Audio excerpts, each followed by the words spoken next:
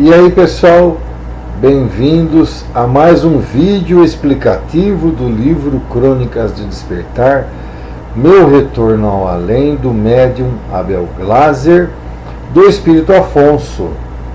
Nós estamos na página 155 e o Afonso acabou de pedir autorização para Caibar Schutel para ele unir-se a Raquel, que é um espírito afim que ele se encontrou com a Alvorada Nova com ela. Vocês lembram lá atrás que num outro pedido anterior do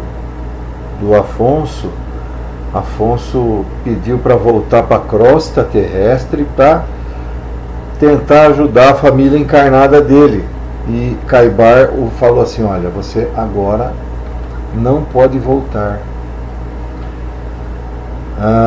Inclusive, você pode encontrar com alguém em Alvorada Nova que pode ser um espírito mais afim, pode ser uma outra família mais afim do que aquela que você tem atualmente na crosta. Então, gente, a família que nós temos hoje aqui não necessariamente é a nossa família de todas as encarnações. Nós podemos ter afinidades com outras famílias em outras encarnações. Então aqui Afonso encontrou-se com Raquel e percebeu que realmente é ela que ele ama, apesar de tudo que o envolvimento que ele teve com ouvir aqui na Terra, na crosta terrestre, que realmente amou. Viu? Então ele se encontrou com Raquel e pediu pro Caibar, que é o comandante de Alvorada Nova, né? Para poder consolidar.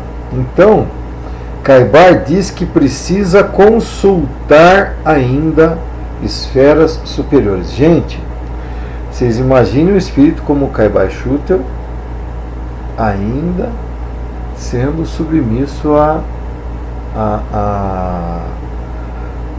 espíritos superiores. Então, vocês veem que no mundo espiritual, gente, tem muita coisa para a gente crescer ainda, né? Para a gente aprender. Então, nós vamos continuar, gente,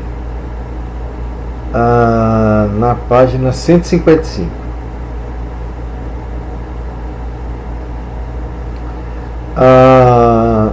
Então aí agora Afonso já está saindo da sala da conversa que ele teve com Caibar. E ele comenta: a humildade de Caibar impressionou-me. Jamais o tinha visto chamando a si uma autoridade além da sua conta. Ao contrário, estava sempre submisso aos mandamentos superiores. Seu exemplo conquistava-me a cada dia. Resolvi fazer-lhe outras indagações. Iremos juntos para a materialidade? Estaremos com isso conquistando o direito de permanecer definitivamente nesta cidade? Não, meus caros. Vocês poderão estagiar em conjunto e até mesmo formar uma família.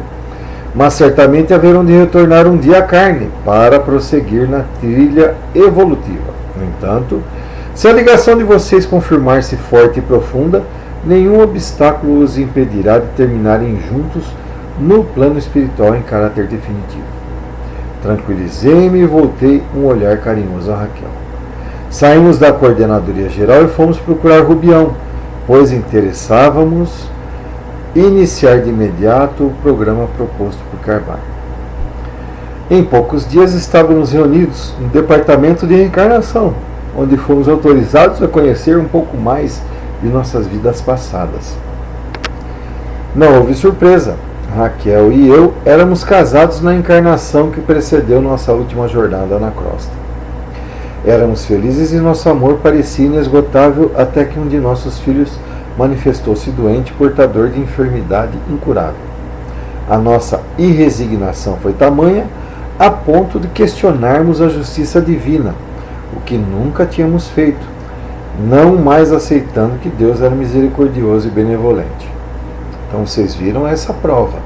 Eles tiveram uma enfermidade incurável do filho, e quando ele era casado, encarnado com a Raquel, eles não mais estavam aceitando Deus misericordioso e benevolente, né? Eles aqui imaginavam um Deus vingativo. Passamos a brigar seguidamente porque já não conseguíamos controlar nossa imensa revolta.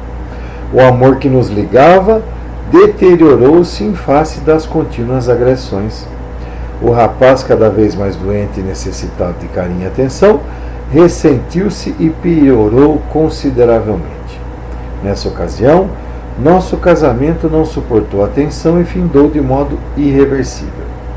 Tivemos 3 filhos e, porque o mais velho desencarnou ainda jovem, acabamos ingressando no seio do inconformismo cruel e desligamo-nos da educação dos mais novos. Nosso núcleo familiar dissolveu-se inacreditavelmente, passando de uma sólida união repleta de amor ao mais puro descaso. Desculpa, gente. Ao mais puro descaso que trouxe o rompimento. No enterro do primogênito, comparecemos já separados e não nos cumprimentamos. Os corações estavam gélidos e tomados pelo ódio e pelo rancor. A partir da desunião familiar, deixamos a religião de lado e jamais voltamos a nos apoiar em Deus. Terminamos nossos dias solitários em lugares diversos e distantes. A chama do amor, ainda que encoberta pela neblina do ódio, estava presente e os últimos suspiros havíamos dedicado um ao outro. Gente, então vocês viram que eles tiveram que passar pela aprovação da morte de um filho, de uma doença incurável, e não conseguiram passar pela prova. Falharam como casal, falharam como pai e como mãe, porque não conseguiram sequer educar os outros 2 filhos. Agora eles estavam retornando, né? Retornando ao plano espiritual após passagens não gratificantes pelo umbral e estágio em Alvorada Nova, onde não nos encontramos, reiniciamos a vida na crosta, como Afonso e Raquel, distantes e proibidos de nos encontrar. Cultivamos novas uniões familiares, eu com Elvira, ela com Ernesto. Os corações estavam carentes do amor sublime e ansioso por reencontrá-lo. Emocionados e chorosos, abraçamo-nos demoradamente quando o filme do nosso passado findou. Gente, vocês viram que eles foram numa sala chamada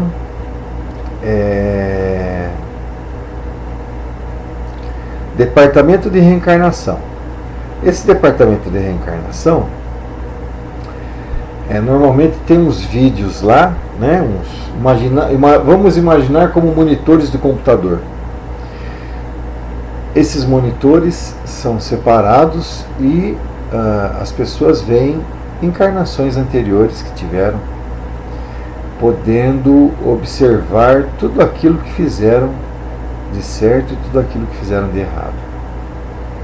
Aos poucos, Afonso e Raquel estavam relembrando de fatos passados. Isso aí faz com que o que Isso aí o que é, gente? O espírito deles estão acordando e relembrando vidas espirituais anteriores. Evidentemente que o vídeo ajudou, mas agora começa a abrir o leque, entendeu? Dessas lembranças. E vamos aí. Raquel, agora me lembro perfeitamente. Você se chamava Elisa e eu Epitácio. É verdade, nosso filho Regis desencarnou com 20 anos e isso nos serviu de pretexto para cultivarmos os piores sentimentos. Por que o fizemos? Não consigo compreender. Não entendo também. Se éramos tão felizes, o que nos custava ter enfrentado a doença de nosso filho unidos e amparados mutuamente? Não se culpem, amigos, respondeu-nos Rubião. O amadurecimento da fé e do espírito se dá com o tempo. Vocês cultivam um amor realmente forte, o que já tinha raízes no passado. Entretanto, para que pudessem consolidar essa união, haviam de provar um ao outro que poderiam sustentá-la, ainda que sob o manto do sofrimento e da desesperança. Olha, gente, que frase maravilhosa. A enfermidade de Regis serviu-lhes de prova. Não conseguiram triunfar nessa caminhada e terminaram sucumbindo aos maus sentimentos. Ainda que a ligação fosse forte, a fé em Deus era ainda tênue e vacilante. Quando houve o desespero e o inconformismo, vocês se desviaram da senda cristã e atiraram-se por livre-arbítrio nas mãos dos adversários do bem. Envoltos por seres inferiores em processo obsessivo, acabaram rumando para a separação e, quando se viram distantes um do outro, impossibilitados de vivenciar o amor que lhes era essencial, preferiram nutrir o ódio em vez de tentar a via do perdão e do arrependimento. Não souberam abaixar as cabeças e procuraram um ao outro, enaltecendo a humildade e a benevolência. Os filhos mais novos sofreram com a decisão de vocês e ainda aguardam o devido ressarcimento, que no futuro será dado. O primogênito desencarnou como programado e a ira do casal somente serviu para apressar-lhe a partida. Erros do passado servem de amadurecimento no presente. Lembrem-se que, por maior que seja o amor, espíritos despreparados a cultivar os valores cristãos podem desperdiçá-lo e cair na trilha do desvio.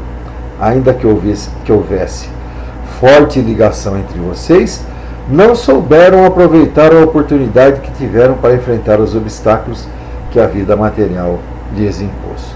Então, gente, você viu que Rubião tocou numa ferida, que o amor deles era muito sincero e muito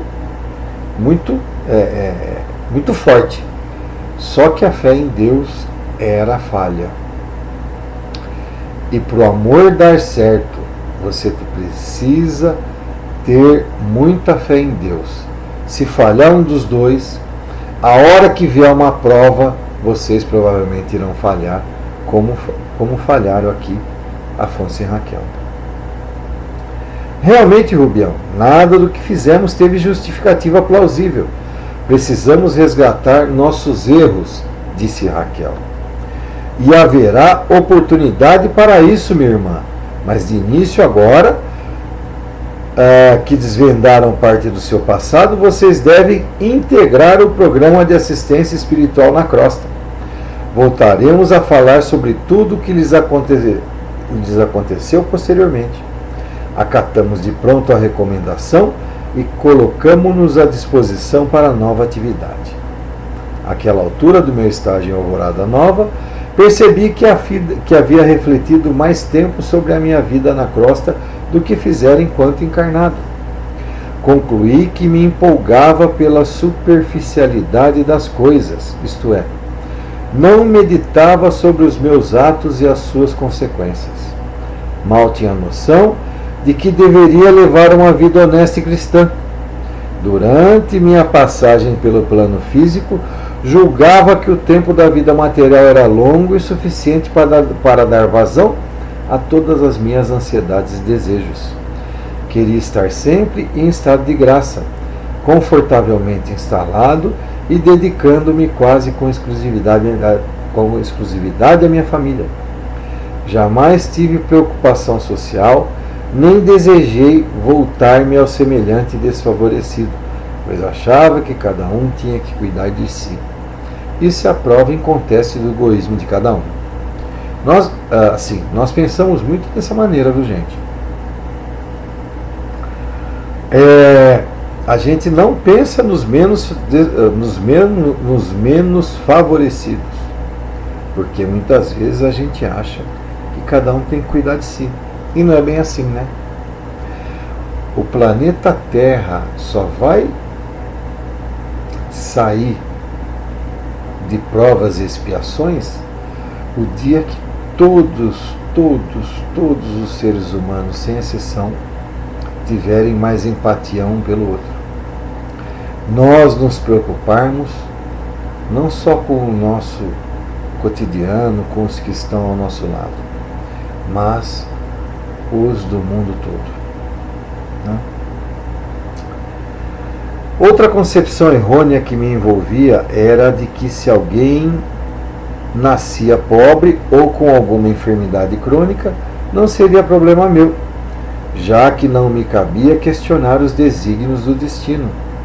Não que com isso estivesse reverenciando a Deus, porque nele não acreditava. Fazia-o por mero comodismo, ou seja, quem fez o mundo, seja quem for, que se preocupasse com os desafortunados. Tratei sempre de me virar, enriquecendo e com isso conquistando tudo o que almejara na infância.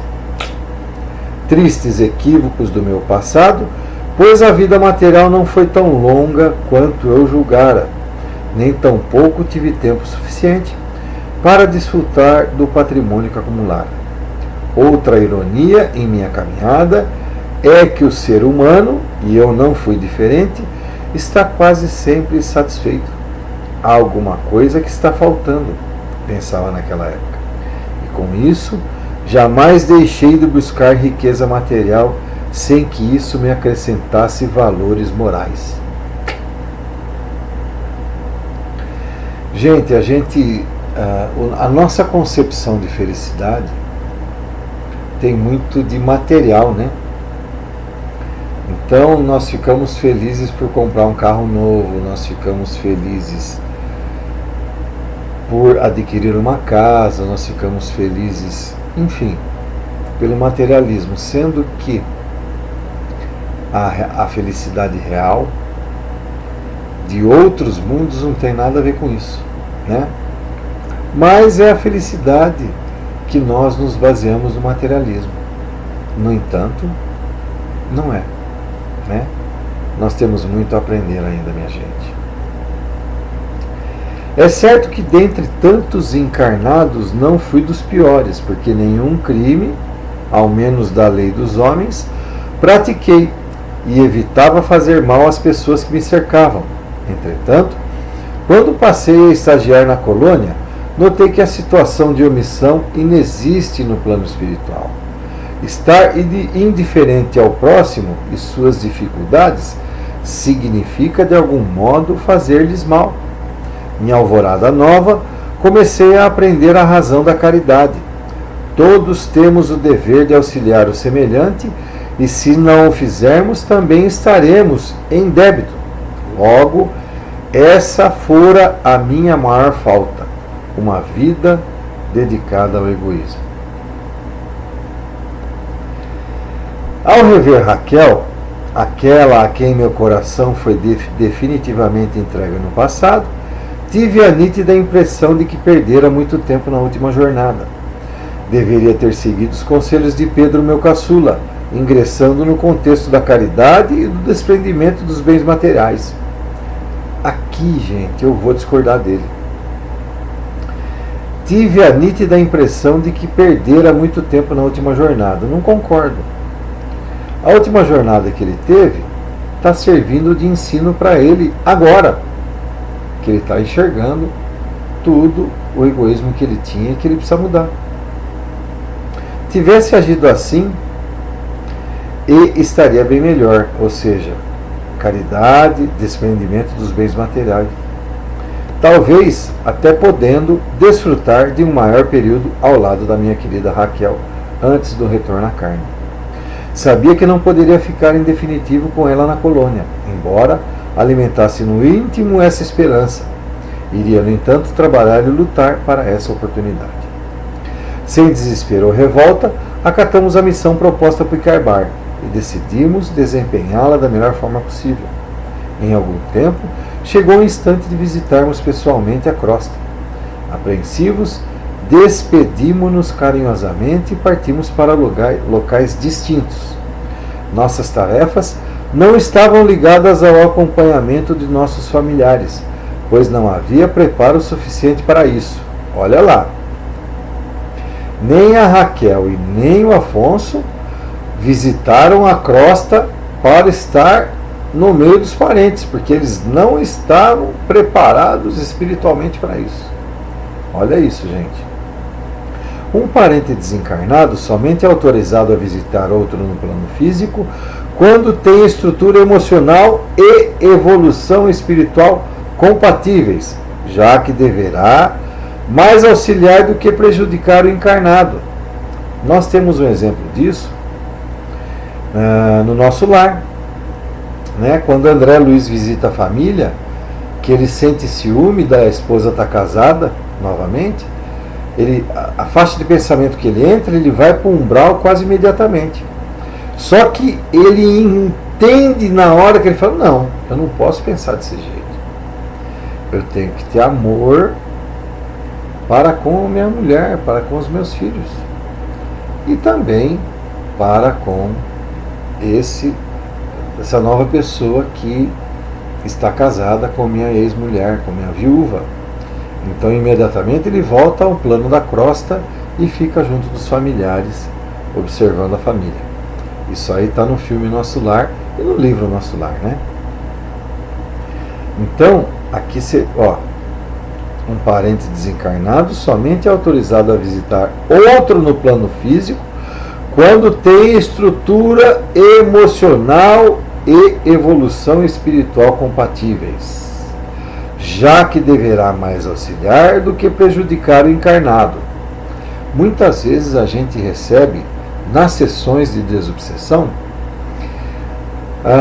espíritos que estão no terra-terra ainda, que já desencarnaram, que eles continuam no seio da família, só que eles atrapalham muito. É o caso aqui, né? Já que deverá mais auxiliar do que prejudicar o encarnado.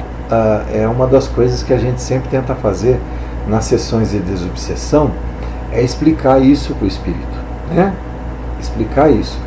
Olha, você precisa sair do terra a terra, você precisa ir para as esferas espirituais, que lá das esferas espirituais você tem como ajudar a sua família muito mais. E eu vou assim repetir. O espírito desencarnado, estando no seio da família, gente, ele emite opinião, ele acaba tomando partido, ele acaba dando opinião. E não deve.